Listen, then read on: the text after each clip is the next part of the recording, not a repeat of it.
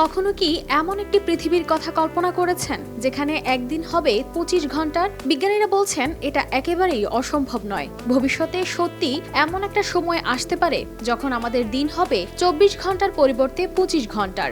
প্রথমেই আসা যাক চাঁদের প্রসঙ্গে। চাঁদ পৃথিবীর চারপাশে প্রদক্ষিণ করে, কিন্তু আপনি কি জানেন চাঁদ ধীরে ধীরে পৃথিবী থেকে দূরে সরে যাচ্ছে? যুক্তরাষ্ট্রের উইসকনসিন ম্যাডিসন বিশ্ববিদ্যালয়ের বিজ্ঞানী স্টিফেন মেয়ার্স জানিয়েছেন, চাঁদ প্রতি বছর গড়ে প্রায় ১.৫ ইঞ্চি করে পৃথিবী থেকে দূরে সরে যাচ্ছে, আর এই দূরে সরে যাওয়া পৃথিবীর ঘূর্ণন গতিকেও ধীর করছে।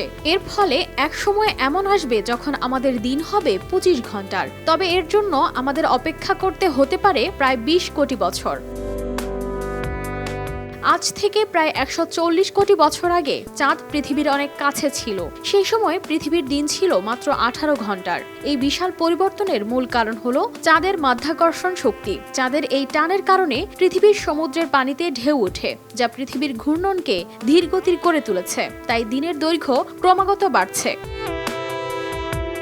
তবে এখানেই শেষ নয়, জলবায়ু পরিবর্তনও এই প্রক্রিয়ায় ভূমিকা রাখছে। বৈশ্বিক উষ্ণতার কারণে মেরুর বরফ দ্রুত গলে যাচ্ছে, যার ফলে মহাসাগরে বাড়ছে পানির পরিমাণ। এই পরিবর্তনগুলো পৃথিবীর ঘূর্ণন গতিতে কিছুটা প্রভাব ফেলছে, যদিও সেটা খুবই ক্ষুদ্র। তারপরও এটা দিনে ২৫ ঘন্টার প্রক্রিয়াকে কিছুটা হলেও ত্বরান্বিত করতে পারে।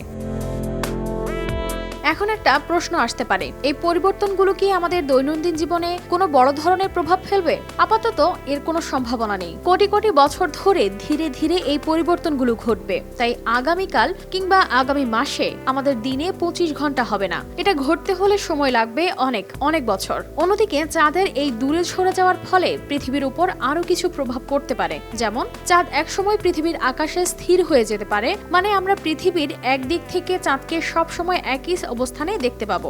এছাড়াও চাঁদের মাধ্যাকর্ষণ কমার ফলে জোয়ারের উচ্চতাও কিছুটা পরিবর্তিত হতে পারে।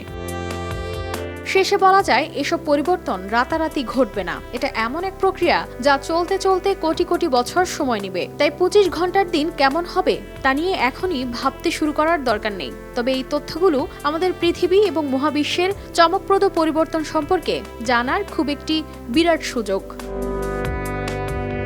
কানিজ ফাতেমা শিমু, RTV।